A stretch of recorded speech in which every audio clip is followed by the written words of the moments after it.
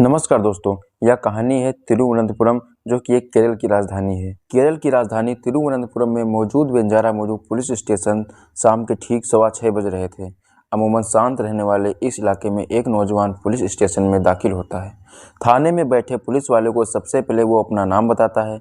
उसका नाम अफ़ान और उसकी उम्र 23 साल थी। इसके बाद वो कहता है कि वो अभी कुल 6 कत्ल करके आया है।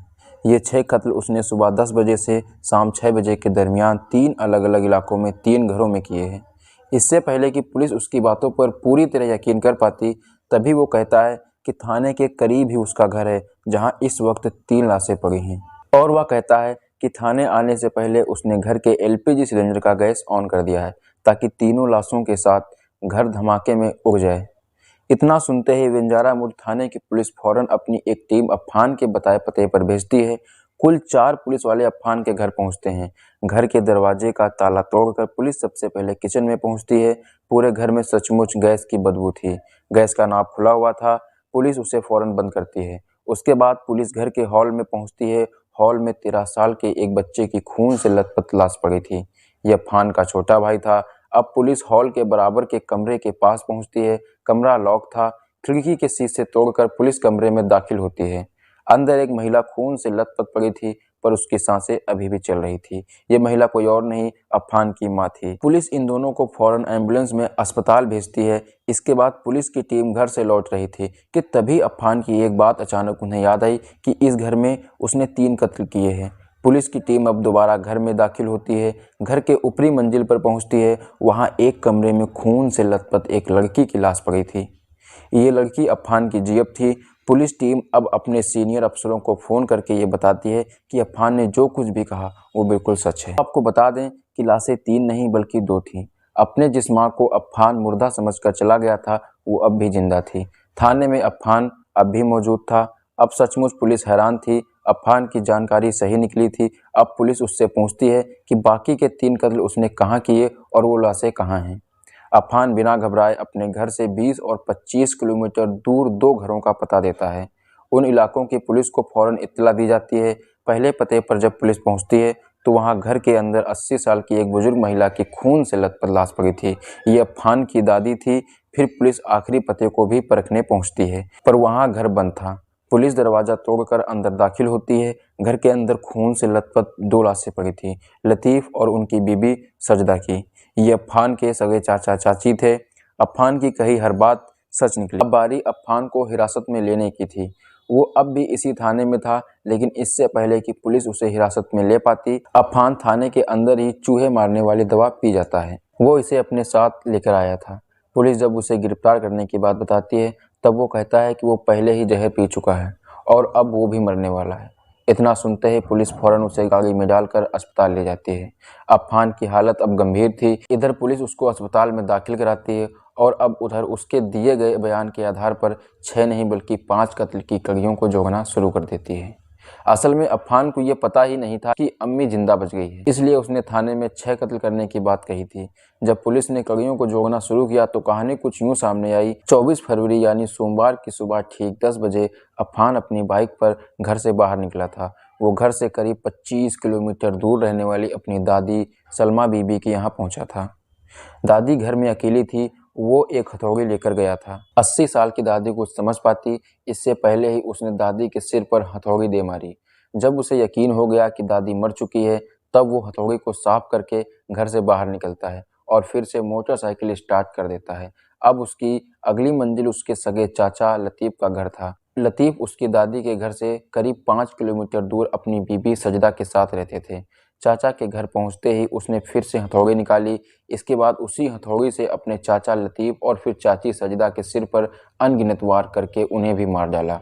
अब फिर से वो हथौड़ी को साफ करता है और वापस घर से बाहर आता है और फिर से बाइक स्टार्ट करता है। अब उसकी तीसरी और आखिरी मंजिल खुद उसका अपना घर था। अपने घर से दादी और फिर चाचा के घर जाने आने में अफ़ान लगभग 50 किलोमीटर की दूरी तय कर चुका था। जब वो घर पहुंचा तब शाम करीब 4 बजने वाले थे। घर आने के बाद अपनी बाइक पार्क करता है, फिर अपने छोटे भाई एहसान के पास जाता है। 13 साल के एहसान से थोड़ी देर तक बातें करता है, जो उसको बाप की तरह प्यार करता था। वो एहसान को बाइक पर बिठाकर घर के करीब एक रेस्टोरेंट में ले जाता है। असल में एहसान को अरेबियन फूड बहुत पसंद था। अफ़ान एहसान को अरेबियन फूड खिलाता है, फिर वापस घर लौट आता है। अब शाम के करीब 5 बज रहे थे। घर आने के बाद वो एहसान को प्यार करता है और फिर अचानक वही हथौड़ी निकाल कर एहसान के सिर पर दे मारता है। तब एहसान घर में हॉल में था। इसके बाद अब वही हथौड़ी लेकर अफ़ान अपनी मंजिल पर सो रही अपनी अम्मी शाहिदा के कमरे में जाता है। इससे पहले कि उसकी अम्मी जग पाती, उसी हथौड़े से वो उनके सिर पर भी जोर से वार करता है। जब उसे यकीन हो जाता है कि शाहिदा की मौत हो चुकी है, तब वो फिर से नीचे आता है और 23 साल के अफ़ान की एक गर्लफ्रेंड थी, फरसाना, वो उसके पड़ोस में रहती थी। अब वो फरसाना को फ़ोन मिलाता है और मिलने के लिए घर बुलाता है। थोड़ी ही देर में वो उसके घर पहुंच जाती है। जैसे ही वो घर में दाखिल होती है, अफ़ान के हथौड़े का अगला और आखिरी शिकार वही बनती है। अब अफ़ान का काम पूरा हो चुका था। घर में 3 लाशें पड़ी थी। इसके बाद वो किचन में जाता है, गैस का नॉब ऑन कर देता है, फिर घर से बाहर निकलता है, दरवाज़ा बाहर से लॉक कर देता है। एक बार फिर से अपनी बाइक स्टार्ट करता है, लेकिन इस बार उसके पास हथौड़ा नहीं था। अब बाइक का रुख सीधे बंजारा मोड़ पुलिस स्टेशन की तरफ था। जब अफ़ान थाने में दाखिल हुआ, तब शाम के ठीक 6:15 बजे थे। थाने पहुंचते ही उसने 6 कत्ल करने की बात कबूल करते हुए खुद को सरेंडर किया, लेकिन शायद वो सिर्फ सच बताने आया था। उसका इरादा सरेंडर का नहीं था, क्योंकि वो अपने साथ चूहे मारने वाली दवा की शीशी जेब में रख कर लाया था। सच बताते ही उसने वही जहर की शीशी अपने मुंह से लगा लिया। सुबह 10 बजे से लेकर शाम 6 बजे के दरमियान 25 किलोमीटर का सफर तय कर 3 अलग अलग जगहों पर 5 कत्ल करने के पीछे आखिर अफ़ान का मकसद क्या था? केरल पुलिस के मुताबिक इकरार-ए-जुर्म के बाद से ही अफ़ान अस्पताल में है। उससे पूरी पूछताछ होनी अभी बाकी है, लेकिन शुरुआती छानबीन में जो पता चला है, उससे ये शक होता है कि शायद उसने ये तमाम कत्ल किसी ड्रग्स के नशे में किए। हालांकि इसकी मेडिकल रिपोर्ट आनी अभी बाकी है। वैसे शुरुआती जांच के बाद पुलिस के सामने जो जानकारी आई है, इसके हिसाब से अफ़ान और उसकी गर्लफ्रेंड फरसाना के रिश्तों को लेकर दोनों ही घरवालों में ना तो कोई विवाद था और ना ही ऐसा लगता है कि उसने इश्क में आकर ये कदम उठाया। तो फिर अफ़ान ने अपनी गर्लफ्रेंड समेत अपनी अम्मी, छोटे भाई, दादी और चाचा चाची का कत्ल क्यों किया? अफ़ान का परिवार एक पढ़ा लिखा और माली हालत से मजबूत परिवार था। शहर में एक अच्छा घर था। उसके वालिद गल्फ में काम करते थे। कुछ वक्त पहले वो भी गल्फ गया था। वहाँ उसने अपना बिजनेस शुरू किया था, लेकिन कोरोना की वजह से कारोबार रफ्तार नहीं पकड़ पाया। इसके बाद अफ़ान केरल लौट आया। इसी कोरोना के चलते घर की माली हालत भी थोड़ी पहले के मुकाबले खस्ता हो गई थी। कुछ कर्ज भी था। केरल पुलिस के मुताबिक बंजारा थाने पहुंचने के बाद जिस वक्त अफ़ान ने 6 कत्ल की बात कबूली थी, तब एक पुलिस वाले ने उससे इसकी वजह पूछी थी। तब अफ़ान ने इस मास मर्डर की वजह कर्ज और माली हालत को ही बताया था।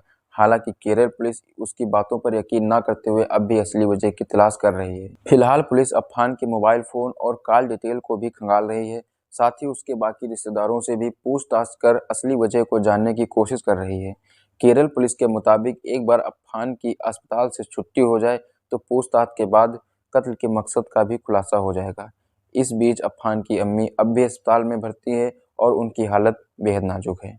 अभी भी केस का पूरा खुलासा नहीं हो पाया है। एक बार अफ़ान की अस्पताल से छुट्टी हो जाए, इसके बाद ही पता चलेगा कि आखिर 5 कत्ल करने की वजह क्या थी।